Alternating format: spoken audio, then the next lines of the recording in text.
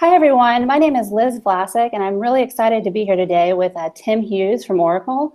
Today we're going to talk a little bit about his path in sales and social sales specifically, and he's going to share with us, how he got into the space that he's in today, and just help us, as we grow and continue to evolve along the social sales journey. So Tim, I'm really excited to meet you. It's really nice to meet you.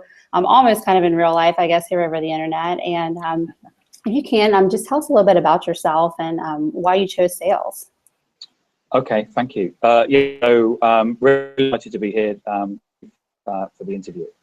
So I'm Tim Hughes. I'm Development Director working in the UK for Oracle. I'm also the founder of my blog site, which is the socialsellinglounge.com. And people can contact me at my Twitter handle, which is at the bottom of my picture. Mm-hmm. How did I get into sales? Well, I got into sales something like 27 years ago when actually I was a graduate, and then actually there was a lot of people taken on in terms of, I guess we would probably call it pre-sales nowadays. Mm-hmm. And I used to look out the window and there was all these guys that seemed to have these great flash cars. And in those days, they had these big brick mobile phones, and I quite fancied having a flash car on one of these big brick mobile phones, and so I made my way to get into sales. I worked for a big corporate at that time, and they said at 25 I was too young, so I ended up leaving and going into to work for a small software house, which is where I sort of and then my first day I was given a big book of a telephone directory and said, call that. And there it all started. Excellent, excellent. Yeah, I can definitely relate to the telephone directory. I started my sales career, believe it or not, selling yellow pages. Oh, and okay, right. So literally not only selling people into the book, but also getting a phone and getting a big phone book, if you will, which I mean, some people today that are listening probably won't even know what that is, but and just kind of going down the list and making calls. So it's safe to say that things have definitely evolved quite a bit since then. Yeah. And that's one of the things that interests me about social selling, is the fact that sales has changed. Mm-hmm. I kind of feel that in those days it was quite analog, and now we're now talking about digital selling. Mm-hmm. And social selling as a term is kind of got mixed up, I think, in because some people actually see it as social marketing. People talk about social selling as being demand generation, where I actually see the way that we can use social is the whole the way through the sales process. Mm-hmm. So I think sometimes there can be a bit of a mix, but I generally see there being very much an analog time and now a digital time. And I still run cold calling days, but there's a number of ways that you can make your cold calling days more effective. But one of the things one of my salespeople said to me recently was, I just spent the morning on the phone and all I got was voicemail. Mm-hmm. There's got to be something different, he said. And I said, oh, by the way, there is. But it very much so. Things have changed in terms of the way we sell, and I think the salesperson has to evolve to meet that. Yeah, definitely. I couldn't agree more, because I find that the phone is still helpful for myself, but in and of itself alone, it's one path or one avenue, right? So when I combine that with email or InMail or Twitter or the social aspects, I mean, using Google and a variety of different channels, I mean, it's so much more effective. What would you say? What would you say is the skill set or the kind of the behavioral operating rhythm, if you will, that sellers need, or the modern seller needs to be successful today? I don't think that. I think one of the things that I say to people is that social selling isn't a new way of selling, mm-hmm. and it isn't replacing what you've done before. It's an addition to. So you still use the telephone. You still should be contacting people. You still can have face-to-face meetings. I mean, I am aware of people that have done deals over Skype. But there's nothing wrong with the B2B salesperson still going and having the same meetings that they've had. The difference is that we've kind of moved things online. So when I first went into sales, You know, I was told at the first sales training session I had was, you go in and you go into the person's office, and in that person's office there'll be lots of pictures around the room, and it could be Formula One, it could be football, it could be soccer, it could be all kinds of things. Mm-hmm. And what you do is you build rapport.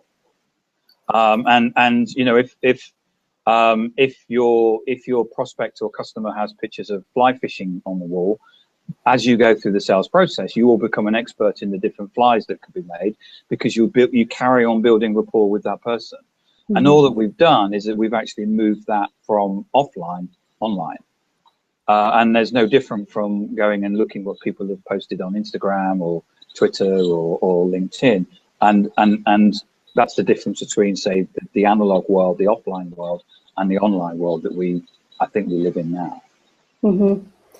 Yeah, no, I couldn't agree more. And it's about finding those commonalities and finding those Yes. things when they're authentic, though, too, right? Because I feel like sometimes Yes. there's a lot of people that will force those things in today's world as well, and it ends up becoming inauthentic or giving the social selling a bad name too. But I agree that it's so similar. You know, it's just about having a conversation with someone, right? Because Yes. people buy from people ultimately, and people that they trust and can meet their needs. So yeah, I definitely agree with you.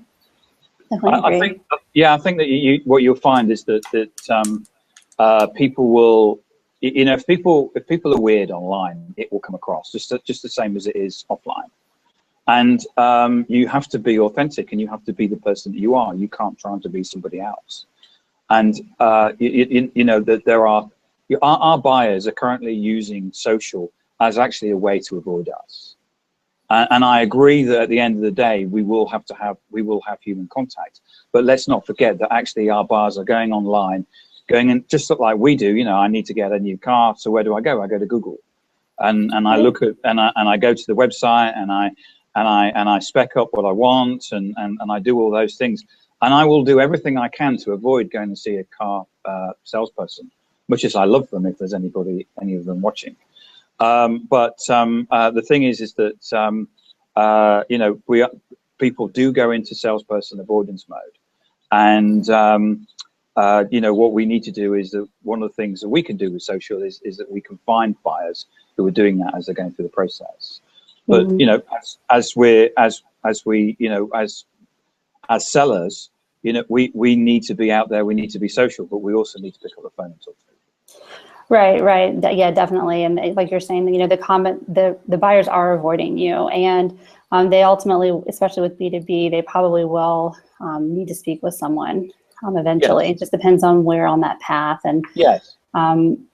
I guess one question I have for you too is, was there a specific time that you realized that social media was really needed in the sales process, or that it was, you know, key to winning more deals, or building the relationships, you know, quicker? Yeah, so I've been on social now for about 6 years. It was one of my managers who said that you know, we all needed to get on social, and it was quite embryonic in terms of the social selling, and certainly for the first 18 months I kind of played with social and worked out what it was about. And then I was involved with the social selling rollout program here at Oracle, where we rolled out social selling across the 600 salespeople, with all the support people, that's about 2,000 people, right across Western Europe. And I've seen a massive change through that. And also, let's remember that the disruption that's happening out there in terms of cloud, and the digital disruption that's happening out there and with our customers is happening to us as well. And so we've been taking our Salesforce through a massive transformation, not just in terms of social, but also what I would call social techniques, and changing the way that we sell, because we have to do that, because sales cycles have come down from 18 months to 3 months, and because that's the nature of SaaS. So the transformation that we've taken the Salesforce through, hopefully most of them actually wouldn't realize that they've been through it, because but we have actually gone through a big change. Right. Yeah, definitely. And that's one of the things I was going to ask you about too. So how have you seen social evolve too? Because the way that the the buyer journey is so different now, and social is a very important element in it. And so how have you seen social evolve since you first started this initiative to, you know, how you all are engaging today? So I mean, the research that we have is showing that the people are doing about 65% of their purchases on, or the research of the purchase online. Okay. I have seen some research that says that that's anything up to 85%. And I'm aware of one enterprise deal that was pretty much done online. They basically rang up a company and said, we want to buy your product, and can you just tell me how much it is and how we buy it? And that's in the enterprise space. Mm-hmm. And we've seen a massive change in the way that people access our website, and the way they interact with us as a company. And that I mean, I get inbound, and I know that there are other people who use social selling techniques and have got themselves as a thought leader get inbound as well. And that's one of the, if we think about the sales process now, in effect, you're going from when someone decides to actually look at buying something, you're going from 0 to 65%. They're doing that pretty much sitting in their office online. Mm-hmm. What happens is that they generally, most people, and according to this is research from Google, says that they will go for a short list of 2 or 3. Depends on, most people will be going for a short list of 2, but a company may have an official policy that's 3. And the people that are doing this, this is research according to Google, are generally between the age of 28 and 35. And the reason why they're doing that is that the C-level people actually don't understand social, and therefore have delegated it to this group of people who are seen as having social skills, but also business acumen. Mm-hmm. And so what happens is that that type of the 28 to 35-year-olds buy brands, and therefore the shortlist is generally a brand. So as a salesperson, you've got 2 things. You can either hope that marketing will get one of those people to actually pick you, and you're on that shortlist of 2 or 3, or what you can do is try and disrupt that and actually try and get in during the 65% of the process when they're doing the research. And that's where you can start deploying real social techniques as a way of actually finding the prospect and actually closing them before we actually get to the they actually get to get to the shortlist or get in front of your competition. And that's kind of different, or that's one of the things where my philosophy is different from maybe some of the more marketing associated social selling type techniques, which is where this is about getting in, disrupting the sales process and closing them down before you get to the competition. Just what we've always done for certainly in the 27 years I've been in sales. Mm-hmm. Right. No, I definitely agree. So what do you think is next? What do you think is coming down? What do you think is on the path in front of us for social selling? What trends do you think will happen that's going to continue to disrupt what's already being disrupted, essentially? Well, at the moment, what I'm seeing is that a lot of people talk about social selling around demand generation, which is about finding organizations during that that they're going through that 65% research process. And a lot of what people write about are about those things, which is either looking at in the funnel or looking at the top of the funnel or those sort of things. And those are interesting, but what I'm seeing is the use of social through the sales process. So once we actually engage with an organization, what can we do to actually look at the influencer network within that sale? Is there, if we look at I work in large accounts, and it could even be in what we would call the mid-market. But if you think about the buying process, I mean, I bought a car recently, and I went online, spec'd it online, and then I turned to people in the office and said, "What do you think about this particular car?" And there's always somebody who's got one, and you get good or bad stories, and you formulate an opinion. Well, people are doing that, but what they're doing is that they're going to influencers. And those influencers traditionally would be Gartner, IDC, Forrester. And I think most B2B organizations probably have relationships with those. Right. But they're also going to online influencers, so people like Ted Rubin, Brian Solis, Brian Kramer, Tim Hughes, all of those people, and they're asking and saying, what's your opinion about this? And therefore, one of the things as a salesperson you can do is actually, if you're an influencer, you're going to get inbound because people will come to you and ask your opinion. And it may be a bit sneaky that you could actually turn that into a deal and close it. But, you know, if you're actually providing the person with value and you're meeting their needs, it's not sneaky. It's the classic.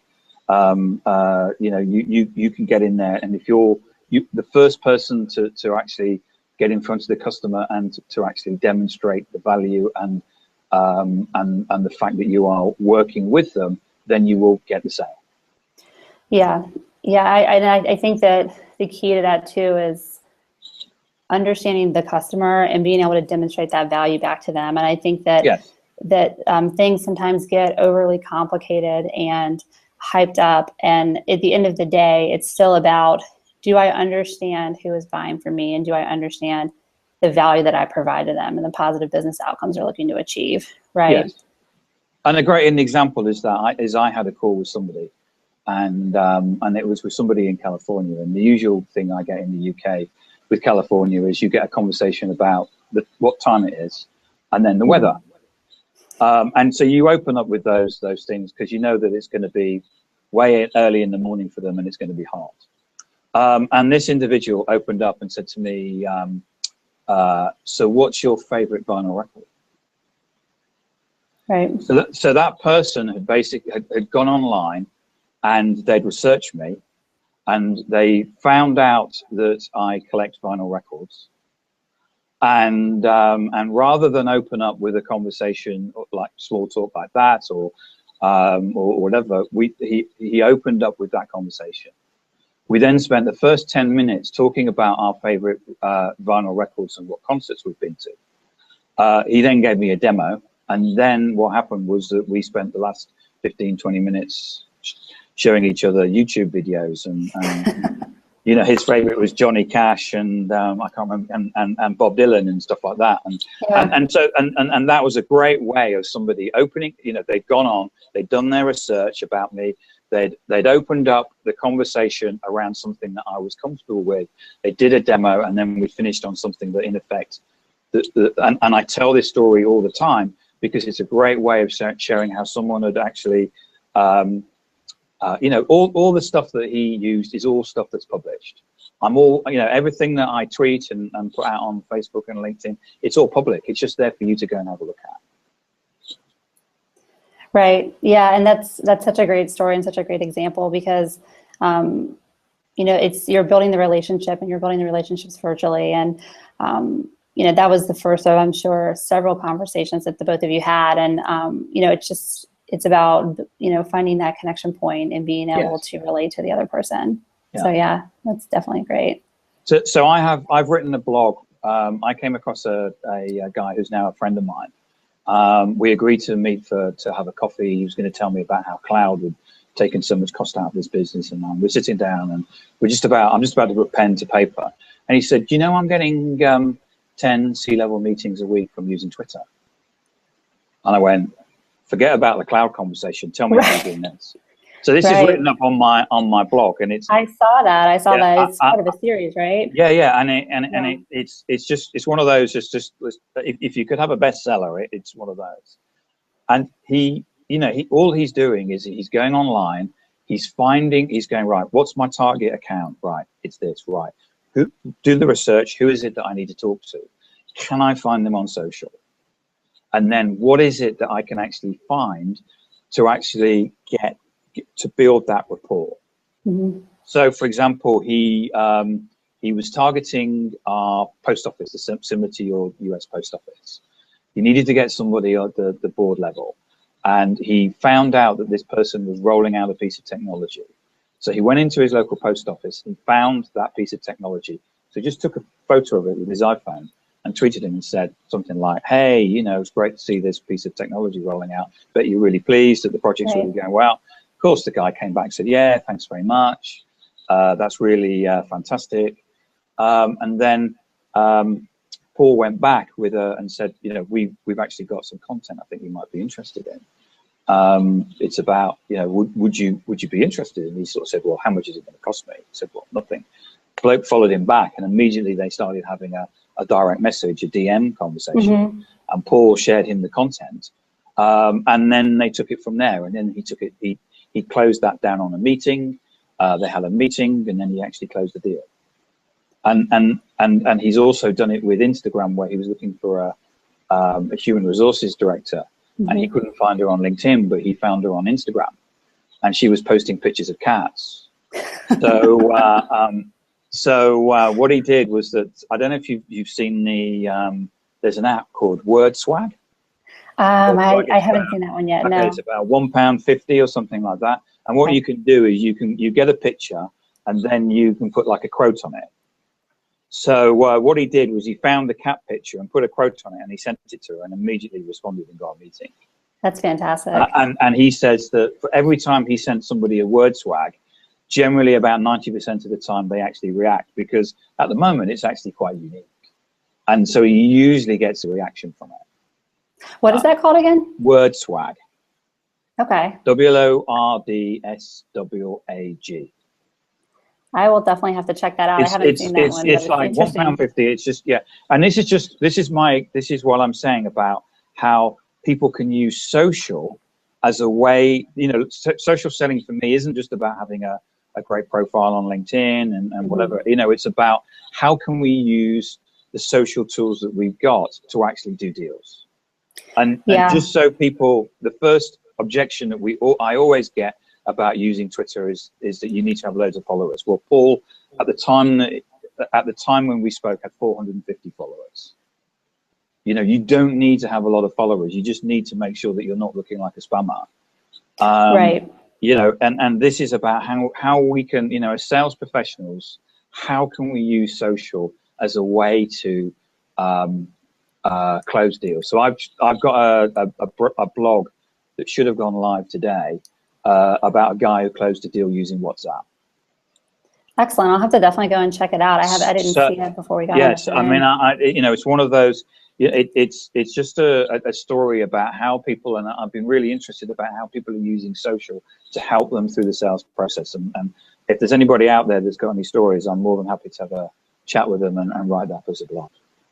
Yeah, and I think two comments or two kind of points that come to mind from the last story is I love that they're using non-traditional B2B avenues, and you're seeing success with that. And you know, some of the things that I'll talk with people about is, so like, we're barely on LinkedIn, right? So how are we going to handle LinkedIn? And then like Twitter, people just don't get it, and they don't understand the value of Facebook really. But it's not always about having, because I mean, I'm probably not going to sell someone on Facebook. It's not important. It's not impossible, but it's not likely, right? But it doesn't mean that there's not value there, and there's not value on Instagram, because there is from a business to business perspective. There's a lot of additional things that you might find that are common connections or mutual interests that someone probably wouldn't put on their LinkedIn profile, right? Or may not put on Twitter. And I love that about that story.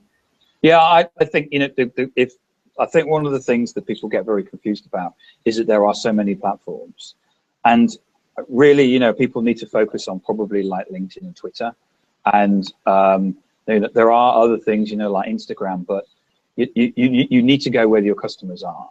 But if you're going to build rapport with people, then you may find that people are more comfortable with something like Instagram and are posting pictures. You know, I have a friend that he's got a classic car, but he doesn't put pictures about his classic car on LinkedIn. Those pictures of classic cars are on Facebook. And I think quite often people tend to dismiss Facebook, because quite often it's about me, my family, and it's about my photos. But if you're calling upon somebody from a sales perspective, you know, let's put ourselves back into our sales shoes, and we're going for a meeting, and we check the person out on LinkedIn. How do you know that that person you're calling upon isn't actually related to one of your friends? Because if you're calling upon somebody who's the brother-in-law of one of your contacts, you might not know that on LinkedIn because they may not be connected. Right. And so LinkedIn is only 30% of the social graph. And by not looking at something like Facebook, you're not getting more of the social graph and your ability to research as many people as you can. And as I say, you may be calling upon someone that actually you're really, really connected to, but you don't actually know it because they're not connected on LinkedIn.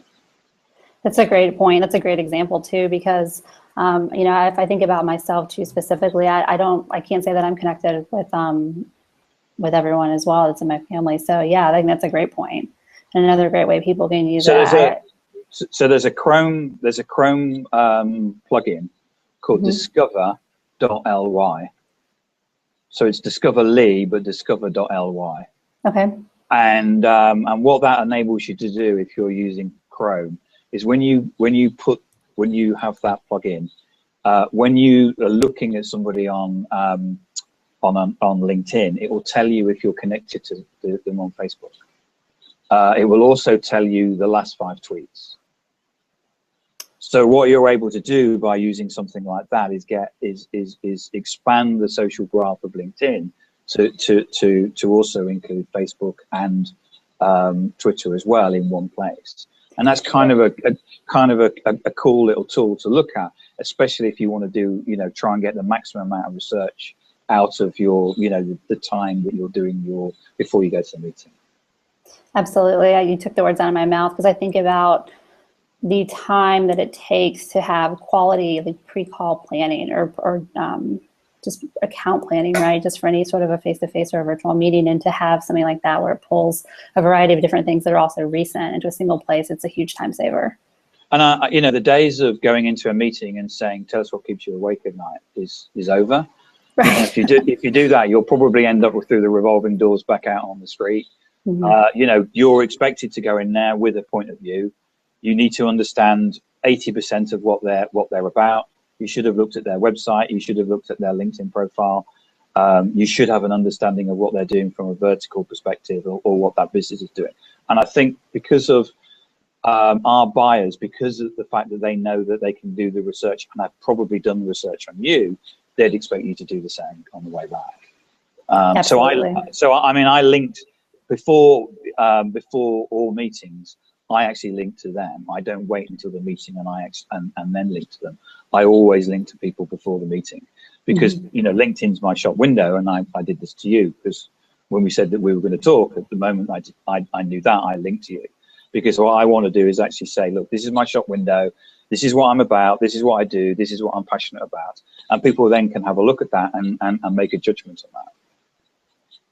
Yeah, I think that's great advice too. And I think there's a lot of questions too from people if, you know, should we, you know, when is the right time to send that connection out, you know, and when's the right time to do that? You know, is it too soon or do you wait too long, right? And so it's good to know that you do that first. And do you find that people are usually accepting of that, and you're able to have the conversation on LinkedIn and then also, you know, on traditional channels too, like phone and email? Yeah. As long as you open up with a, you know, you've got to send write a LinkedIn connection request. So, you know, we're meeting next week. You know, I just thought I'd send you the details of who I am. Please have a look. If you've got any questions, come back to me.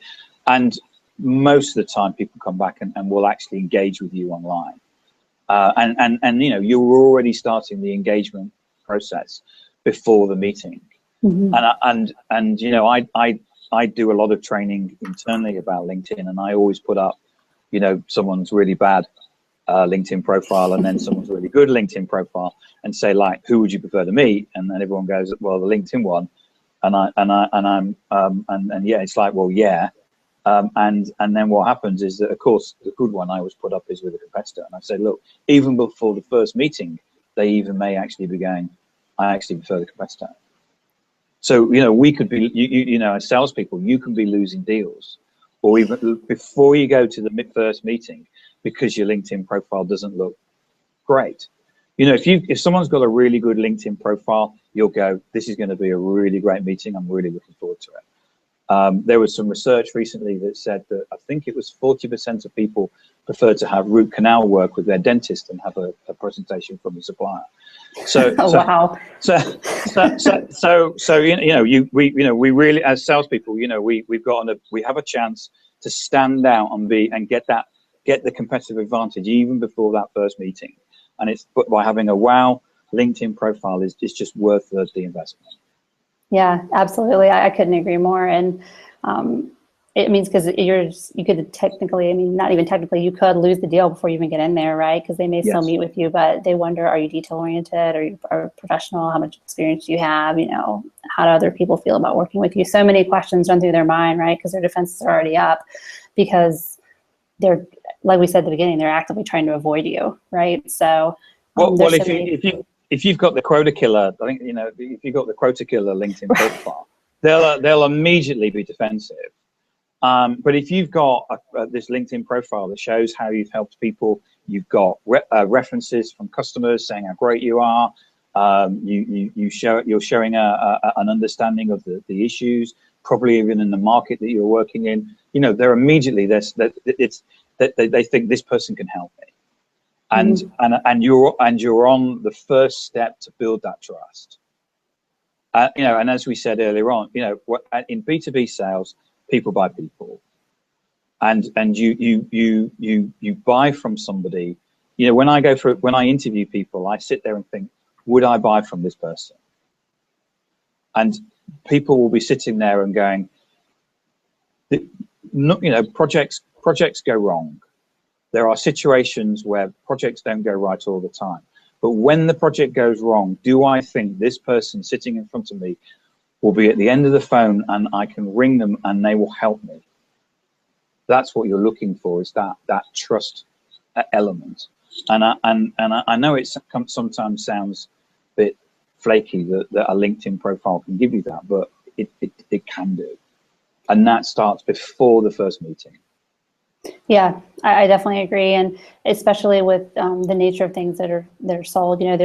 I would say that there's typically unforeseen things, even with the best planning, right, that happen. And so being able to trust that the person that is either helping to onboard you or sell you, right, has your best interest at heart, and even when things don't go quite as you expected, that it's going to be okay, right, and things aren't going to fall apart. That's so important.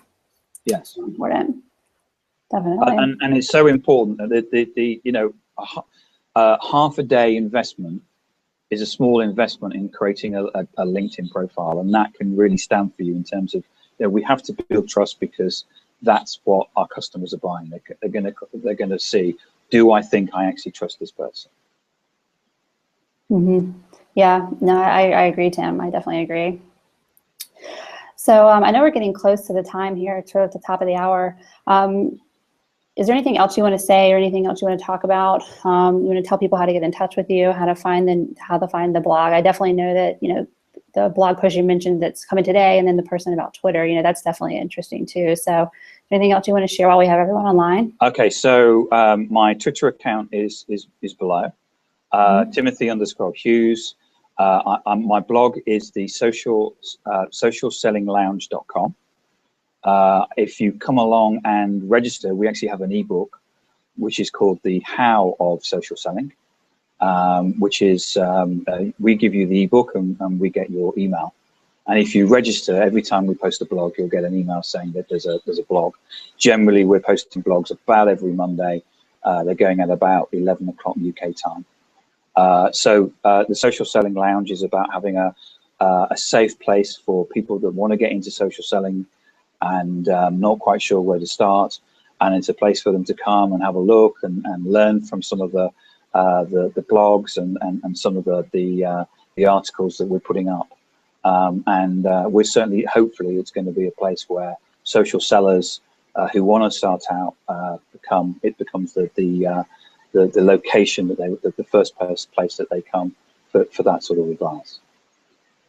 Hence the lounge. It's the sort of place that you can sit and kind of casually have a look, rest, no pressure. No pressure, yeah. Right. Well, good. Yeah, Tim, thank you so much. I definitely really appreciate you joining today and sharing all the great stories too, and all the experience too, because I know that you're on the front lines and you're having conversations with people every single day. So it's really great to hear past stories, current stories, and things that you're planning for the future too. Okay, thank you very much. Been wonderful. Thanks, Liz. Thanks, Tim. Take care. Bye-bye. Thank you. Bye.